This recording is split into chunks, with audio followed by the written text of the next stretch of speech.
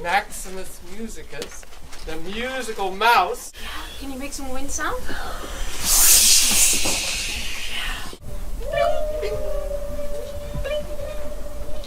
I must find someone to hide so I can listen. Here's one. Here's two. But look what I can do. And one more. It was a silver flute. And the flute player took the instrument, put it together, and played.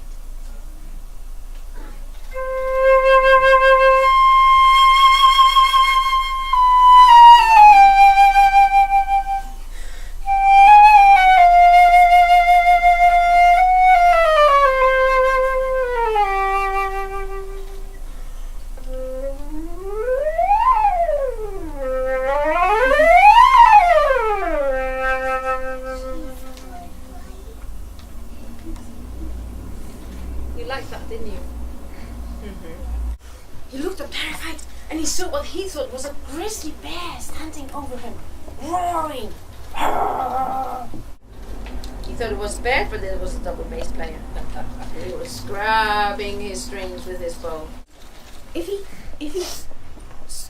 touched his whisker, the sound became higher, and when he let it go slack, it was lower. So he said,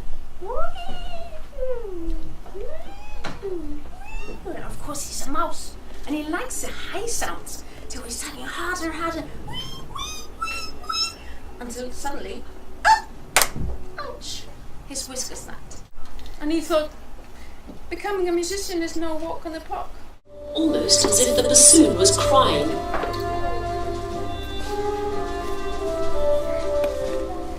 The whole orchestra was going, and the noise was deafening.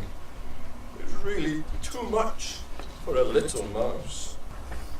He was inside a very large cavern of shiny metal, like a big pot. Nearly right. Can we all blow really hard and see what happens? Maxi shot out. You can see him flying out of the tuba here. And where did he land? And if you really want to find out what happened after that, then you ask someone to read the book for you. Or read it yourselves.